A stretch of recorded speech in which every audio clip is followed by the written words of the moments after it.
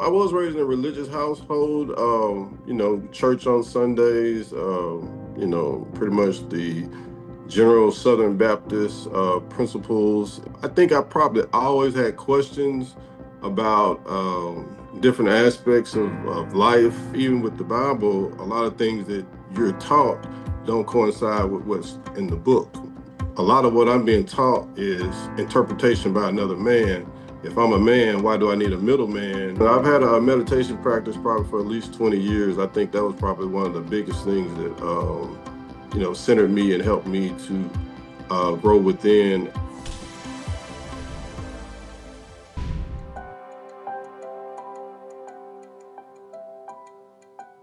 So I have Phil Free here who's spending a little bit of time with us, just share his story. Phil, thanks so much for joining us. No problem. Appreciate you having me. Thank you so much. So let's just get into your backstory. Where are you from? Tell me about what you do now, and let's start there. Well, I'm originally from Memphis, Tennessee. I'm in Atlanta, Georgia now. I've been here off and on for the past 20 plus years. Um, you know, Came here for school and just ended up staying. So tell me about your background. I said you're from Memphis originally. Or were you raised in a religious household? Tell me about your background a little bit, how you were raised. Yeah, I was raised in a religious household. Church on Sundays. Pretty much the general Southern Baptist principles instilled. Memphis is a big Bible belt. You may have 5 or 6 churches within a 2 mile radius. Even more possibly. So yeah, it was definitely a religious background. And then as you grew up or went to college, did you start to have some different experiences? What led to kind of your spiritual relations? Well, I think it wasn't college. I think it was prior to that. I think I probably always had questions about different aspects of life that probably challenged some of the traditional religious views, Christian views. Even as a child, I would have questions that were either shunned or frowned upon or just couldn't be answered. And I think, as a child, you don't have the means to answer the question. As you get older, you have the means to research and find out for yourself about different things. What kind of questions did you have? Um, I remember being in Sunday school, which was a regular thing, and I think they were giving the story of Adam and Eve and the Garden of Eden and everything. And as kids, we get exposed to different things. And I remember asking the Sunday school teacher, "Well, where were the dinosaurs in all of this?" And she, she kind of looked at me like, that's not part of the story. Like, don't even ask questions like that. Don't question, God, or don't question things like that. But, I guess I was always a critical thinker. Um, so I needed more answers. That wasn't enough. I might have shut up, but I still had the question in my head. So, So where did these questions lead you to as you got older?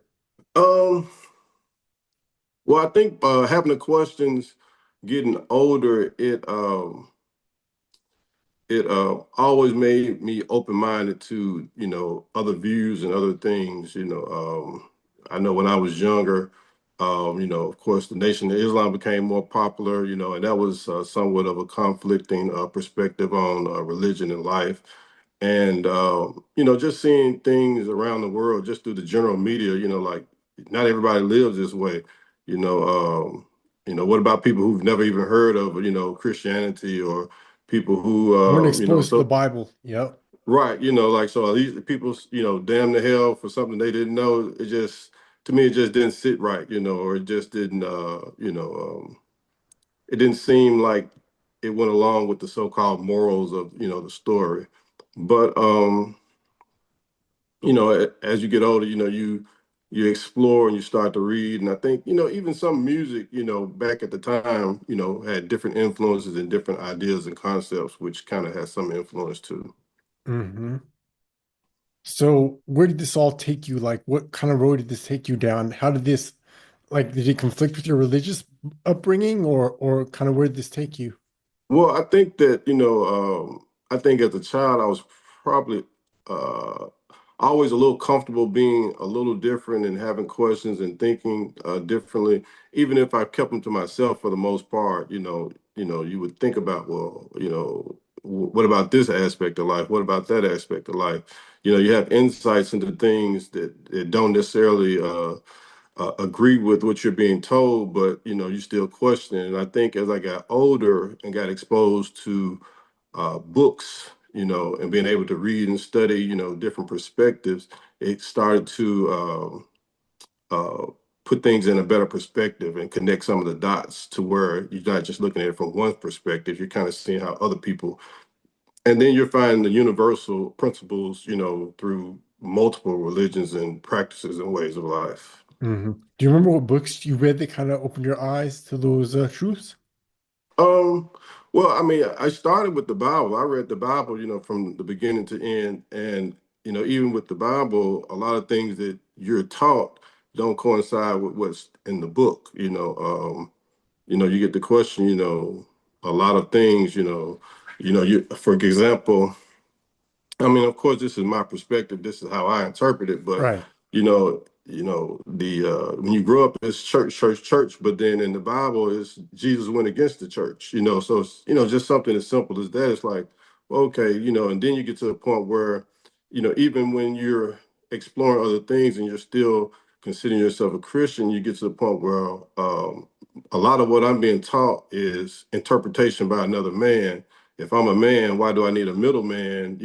If this is the information that's available, if he's got to read the book and get the insight from the book, why can't I just read the book and get the insight myself? And Hmm. that was, as a teenager or my late teens, reading that and going from there, and then expanding and getting to other books. But I mean, as when I was young, I was, interested in astrology and, different things that related to, I guess, knowing yourself or self-knowledge or whatnot.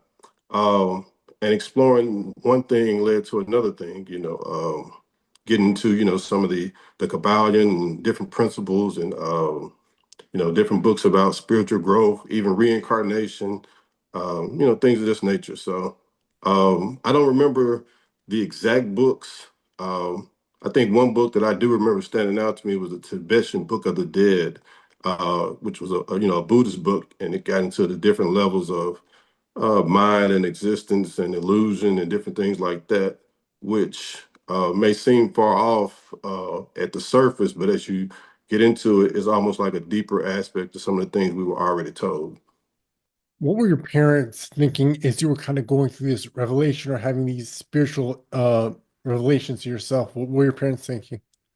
I'm not sure how much they knew about it at the time when I was young. My mother was a teacher, so she always kind of emphasized this critical thinking, thinking for yourself, and applying that to pretty much everything. So it may have backfired a little bit because I applied it to, some of the traditional things as well. But um, I think a lot of it they were probably just thinking, oh, he's finding himself, quote unquote, finding yourself. But at that period of my life, I was into a lot of other things too. I was a problem anyway. So that was probably the least of their concerns, at the What do you time. mean by what do you mean by that? What kind of problem? What kind of problems? Um, well, I mean, I was a bit of a trouble child, like I was, in and out of trouble a lot. Doing a lot of, outdoor activities that they wouldn't have approved of. Um, and pretty much, um, I guess, exploring my own, and all the things that were available outside of home.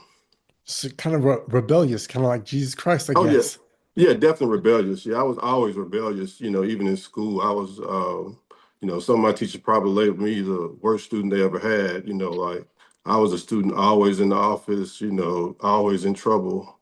Always a problem. I think that kind of goes with that critical thinking. Like even in school, they give you rules that sometimes don't make sense and that they can't explain. It's just what's been going on for so long. So I always questioned it. So it sounds like you're always kind of looking at things from another perspective, trying to get the full breadth of the story, especially with the Bible.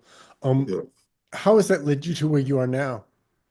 Um, well, I still question everything. I still apply that to pretty much everything I come across. Of course, at this point, a lot of the norms I've wrestled with enough in my mind where I'm, comfortable just letting them go.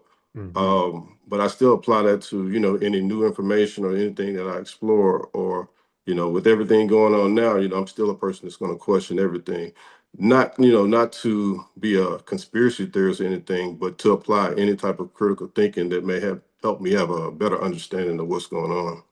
So what do you do now? What's your profession or what are you involved in? Well, my daytime profession, I'm a consultant. Outside of that, I'm a combo practitioner, and I help facilitate and sit with some plant medicines. Those are kind of things that are going on right now. Gotcha. So talk a little bit more about the plant medicine. How does that sort of incorporate with your current beliefs? Um, well, the plant medicines are kind of I would say for some can be a launch pad into, a better understanding. I'm not saying it's for everybody, but, I've seen the benefits of it. Um, on various levels, for more universal understanding as well as dealing with personal traumas, which, for me can also be a challenge or the lesson that you come here to experience and overcome. From childhood traumas to different biases or misunderstandings that you may have developed along the way, and wrestling with those and trying to figure out their purpose in your life. I've seen it, with my own self, and I've seen it with other people that I've, been involved with their journey. Do you consider yourself to be like a Christian still, or what's kind of your religious Myself, foundation? Yeah. I don't think I would have a religious foundation at this point. I think I just deal with what uh, helps me evolve. I'm definitely not a Christian at this point. Hmm. I think I take the truths and benefits that I can from whatever I come across and apply it to my own personal growth and evolution. What kind of practices have helped you along the way? Do you meditate? Do you what kind of Definitely. okay. Definitely. I've had a meditation practice probably for at least 20 years. I think that was probably one of the biggest things that, centered me and helped me to grow within, as well as be able to maintain some type of peace and sanity with everything else going outside. That was probably my most significant practice. I think diet and fasting were big impacts at some points. I think that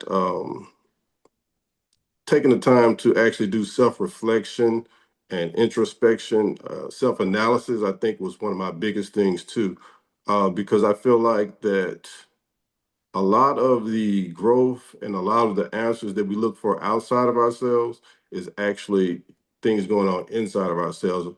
We look for other people to give us answers, we look for books to give us answers, but all of it's supposed to relate to who we are and what we're going through. And when you can make those connections, I think you can take large leaps in your growth and evolution. Mhm. So do you have a family now? Do you have children? What's your status? I do. I have a daughter, but I am single. I have a 6-year-old daughter. Hmm. And she's definitely been instrumental in my growth and reflection. And you see, children have a way of showing you the spirit world, showing you who you were, who you are, and who you can be too. Hmm. I remember when my son was real little, he was like, "Daddy, I have a third eye." I was like, "What are you talking?" Yeah, I was like, "How do you know about that?" yeah, Like kids are definitely open in a different way of than we are, basically, because we have our sort of as we get older, like we kind of close off to a lot of the I think the esoteric knowledge. So we have to find our way back to it. But right. children are kind of naturally open to that information. Yeah, I think that children have not been so ingrained with social norms and expectations that they Hmm. have that freedom and that that sense of exploration and curiosity and openness. Like my daughter, she texted me one morning. And it was like we talk every morning, and she was asking me how to spell something. I'm like, well, you know, what are you doing? And she sent me a text. The secret to the universe is chasing your dreams. I'm like, you 6 years old. Like, did you see that somewhere? Did you hear it somewhere? She said, no, I just thought of it and sent it to you. You know, it's like Hmm. kids can be amazing with the things they come up with. But I feel like uh, kids, well, it's a concept that kids are from the other realm and closer to it than we are. You know, at 6 years old, you're 6 years from it. You know, if you're looking at it from a time perspective, whereas we've been dealing with so much of the world all our lives that we've forgotten a lot of things by learning a lot of things that, were necessary for us to survive. So, Hmm. So what's your general feeling about organized religion then, since you've kind of moved away from it? um, I'm not 100% against it. I think for some people, it can be a tool. Um, but I think it's not a stopping point. And I say tool, like, I grew up with people who, may have gotten on drugs, and been strung out on drugs. And for where they were, they may have gone to religion and that helped them get Yep. past that hump. I just don't think that getting to that point is where you stop. If that's what you need to do in order to get to the next step, then you take it. But I think this is a, a perpetual journey. Like we're always, learning and growing, and exploring, and going to what's next.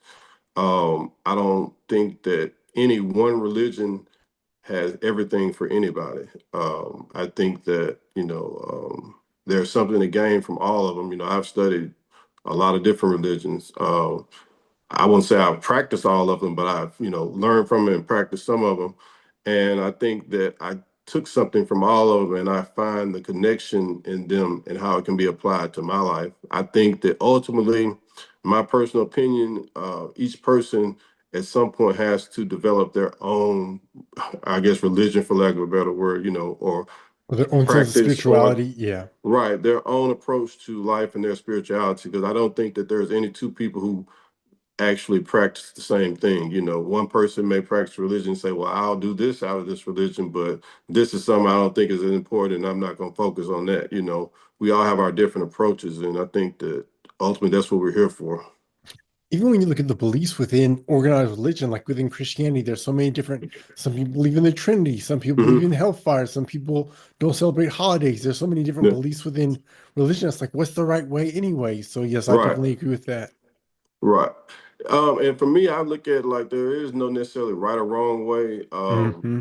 I think that right or wrong is based on your perspective, so you do what works for you.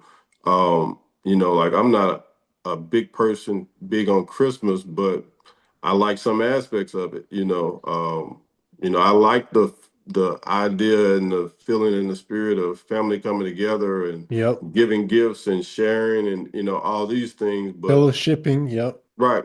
But I may not be, for the whole, religious aspect of it. Then I also understand that there are various influences into what we currently practice too. So it's you find what works for you, and you do what makes you feel better about your life and what helps you grow.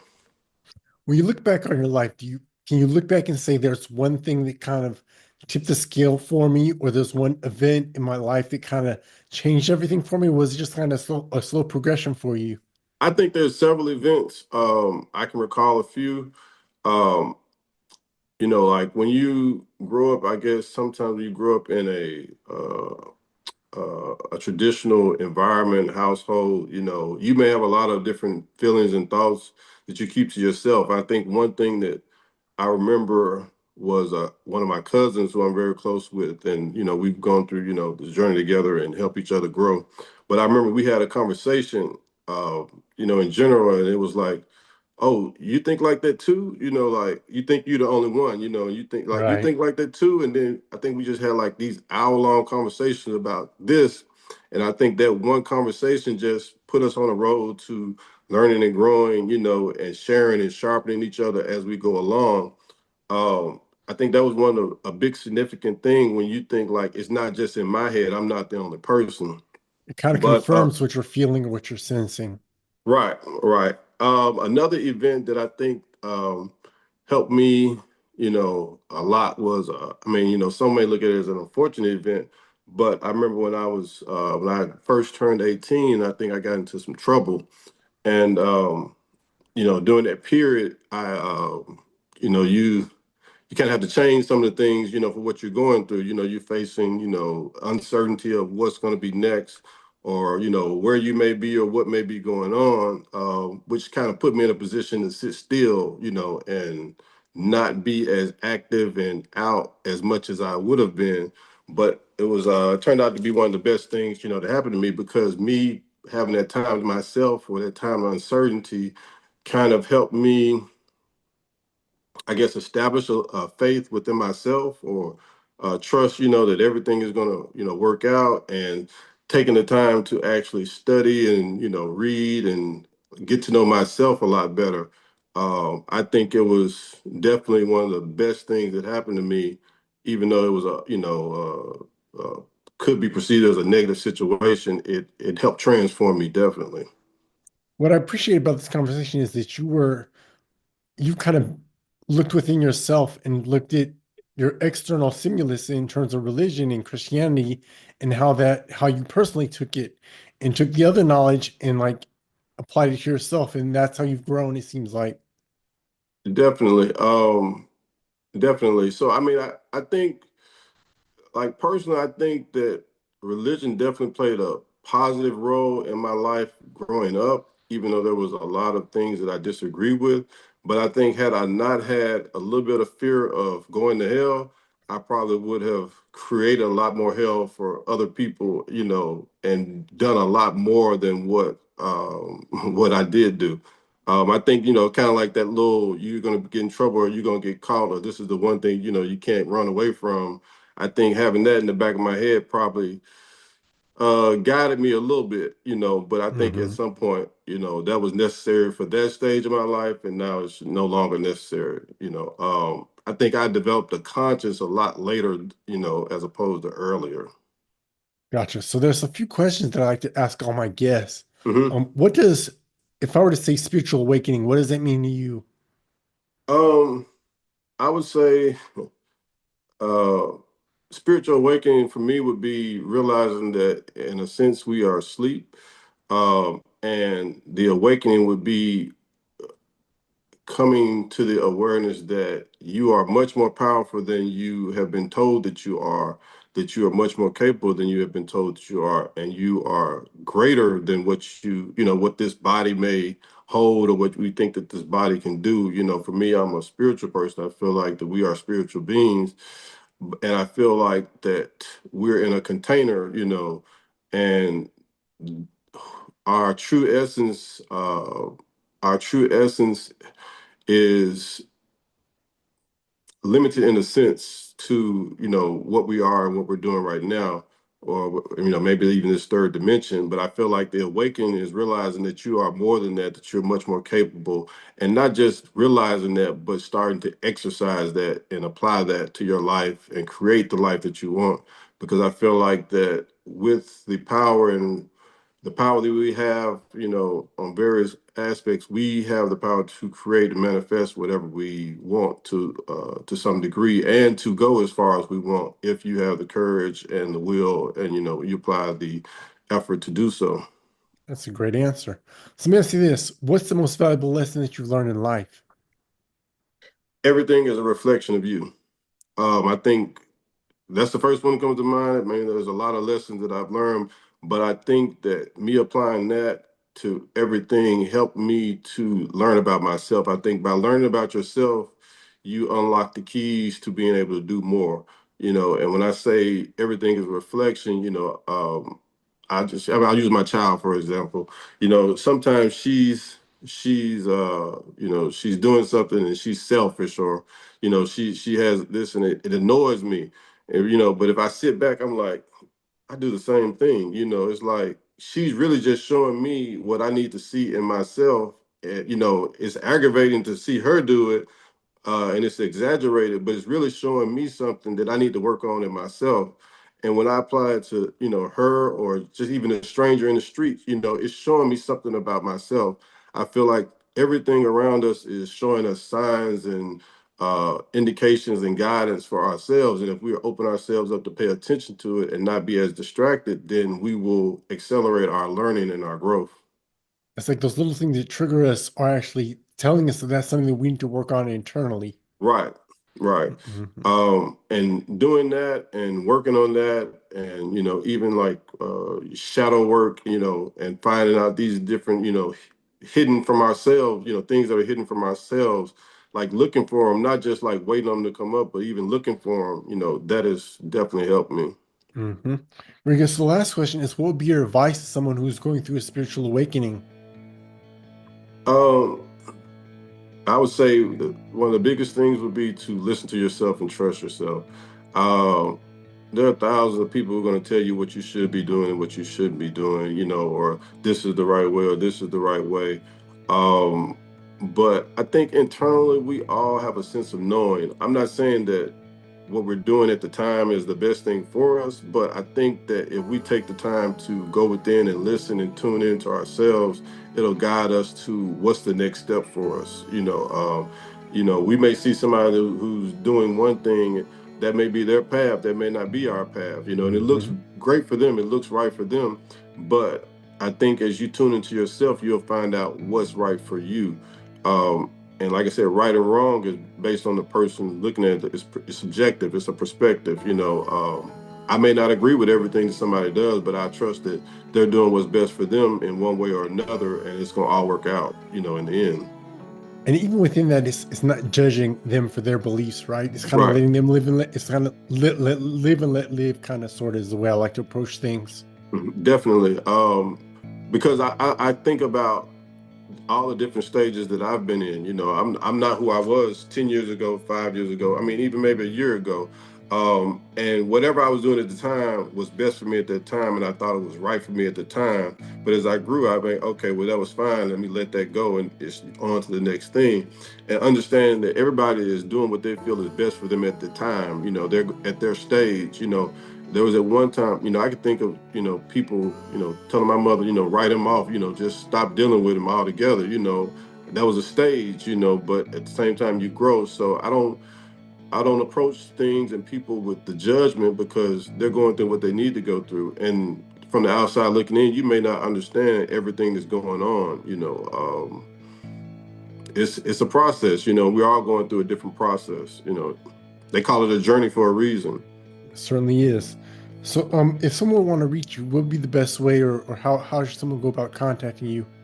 Um, well, I'm limited on social media. I'm not a big social media person. Um, of course, I can be reached by email, or phone. We can discuss that, if someone does need to reach me. But I'm not a person that really puts myself out there or You're hard anything to like that. find. Yeah, I Yep. mean, I'm. Not, I mean, I guess I'm hard to find, but it's nothing that I necessarily promoting or doing. It's kind of like, if Okay. we're meant to connect, we will connect. Gotcha. Just having a conversation then. Sounds Yeah, good. yeah. It's nothing that I'm trying to sell or push on anybody. It's going to come together when it's supposed to come together. Indeed it is. Well, Phil, Yeah, I want to thank you so much for taking a few moments to share your story with me. I do appreciate it. And I see a lot of similarities between what I've gone through and what you've gone through. So I appreciate your words. yeah. I appreciate the opportunity. Thanks a lot.